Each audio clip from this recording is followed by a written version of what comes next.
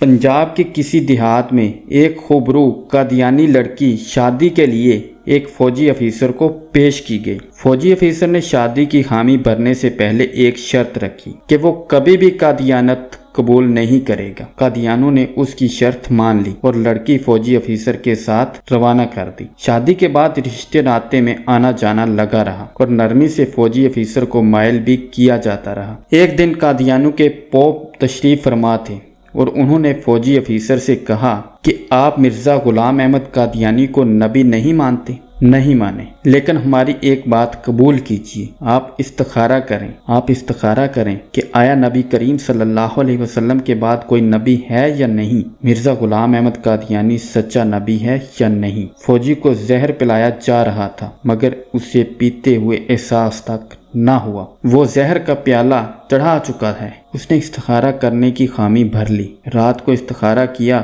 تو خواب میں نظر آیا کہ مرزا غلام احمد قادیانی نبی بنا ہوا ہے اور اس کے آس پاس لوگ جمع ہیں۔ صبح اٹھا تو اپنے کیے ہوئے استخارے کے مطابق قادیانت پر ایمان لے آیا۔ مخص خود ایمان لاتا تو اتنا مسئلہ نہیں تھا۔ اس نے باقاعدہ مرزے کی نبوت کی دعوت دینا شروع کر دی اور اپنے خاندان کو مرزا قادیانی کا امتی بنا ڈالا۔ سارے علماء بے باس تھے۔ جو عالم اسے دعوت دیتا تو وہ کہتا میں نے کسی قادیانی کی دعوت پر مرزے کو نبی نہیں مانا، میں نے باقاعدہ استخارہ کیا ہے اور استخارے میں مجھے قادیانی بطور نبی دکھایا گیا ہے، مجھے از خود خواب دیکھنے کا موقع ملا ہے۔ جب کوئی بھی عالم اسے دلیل سے مطمئن نہ کر سکا تو وہ تنگ آ کر علماء سے ملنا ہی چھوڑ گیا۔ بالآخر چناب نگر کے جلسے میں مولانا یوسف لدھیانوی شہید تشریف لائے۔ ان کا شہرہ تھا اور یہ فوجی افیسر اس زعم سے ملنے کو تیار ہو گیا اور ان کے بڑے مولوی کو بھی دیکھ لیتے ہیں۔ مولانا سے جب فوجی افیسر نے اپنا قضیہ بیان کیا کہ وہ کسی کی دعوت یا کسی لالچ میں قادیانی نہیں ہوا بلکہ وہ خود دیکھی ہوئی دلیل سے متاثر ہو کر قادیانی ہوا ہے۔ استخارہ اللہ سے مشورہ ہے، میں نے اللہ کے ساتھ مشورہ کیا جس کا حکم اسلام میں ہے تو اللہ نے مجھے مرزا قادیانی کو نبی دکھایا، نعوذ باللہ۔ اب میں اللہ کی مانوں یا مولویوں کی؟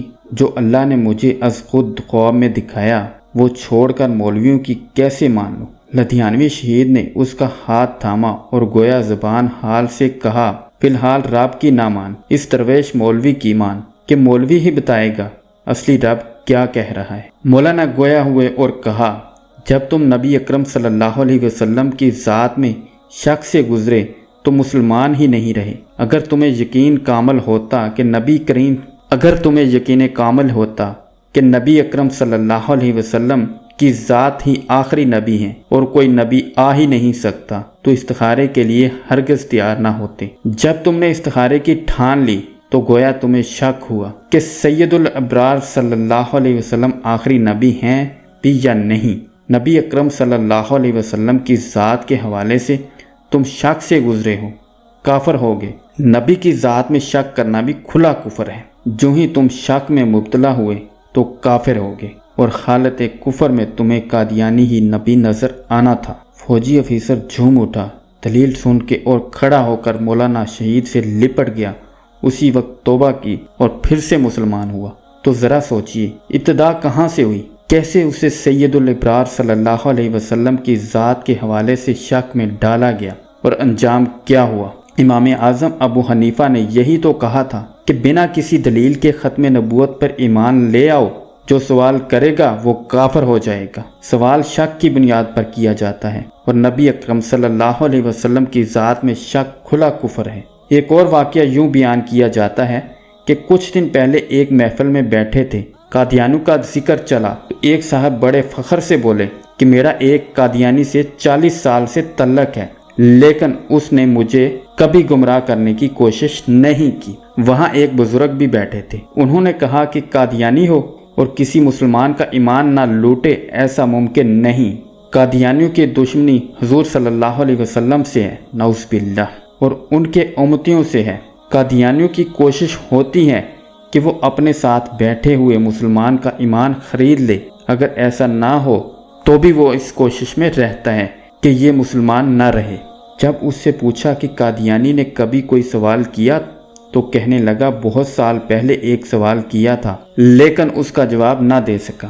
جب اس سے پوچھا کہ سوال کیا تھا تو وہ بولا کہ قادیانی نے مجھ سے کہا کہ عیسیٰ علیہ السلام تو تمہارے عقیدے کے مطابق آسمان پر حیات ہیں اور نبی کریم صلی اللہ علیہ وسلم دنیا سے پردہ فرما گئے ہیں، تو مجھے بتاؤ کہ ایک غیر افضل نبی اوپر ہے اور افضل نبی نیچے ہے، یہ کیسے ہو سکتا ہے؟ تو وہ بزرگ بولے، اس قادیانی نے تیرے دل میں نبی اکرم صلی اللہ علیہ وسلم کے مقام کے بارے میں شک ڈال دیا۔ اب مجھے یہ بتا کہ ایمان شک کا نام ہے یا یقین کا نام ہے؟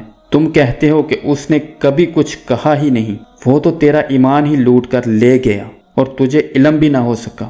تو وہ شخص بولا کہ بزرگوں اس کا جواب کیا ہے؟ تو وہ بولے، تم نے ترازو دیکھا ہے؟ جو بھاری حصہ ہوتا ہے وہ نیچے ہوتا ہے اور خالی اوپر ہوتا ہے۔ تو پھر وہ بولے کہ فرشتے آسمان پر ہیں، تو فرشتے افضل ہیں یا انبیاء افضل ہیں؟ پھر وہ مسکرا کر بولے، تو اپنے آپ کو دیکھ، تیرے سر پر ٹوپی ہے، اب بتا کہ ٹوپی افضل ہے یا دماغ افضل ہے؟ پھر وہ کہنے لگا کہ یہ مت سوچ کون اوپر ہے کون نیچے ہے، یہ دیکھ کہ نبی کریم صلی اللہ علیہ وسلم کا مقام کیا ہے۔ وہ زمین پر ہیں لیکن ان کے جسم سے چھونے والی مٹی اللہ کے عرش سے بھی افضل ہے۔ پھر انہوں نے کہا کہ قادیانوں سے دور رہا کرو، یہ ایمان پر ڈاکہ ڈالنے والے ہیں، یہ خود تو جہنم میں جلیں گے، اپنے ساتھ تعلق والے مسلمانوں کو بھی جلا دیں گے۔ اللہ تعالیٰ تمام مسلمانوں کو قادیانیوں کے فتنے سے محفوظ فرمائے، آمین ثم آمین۔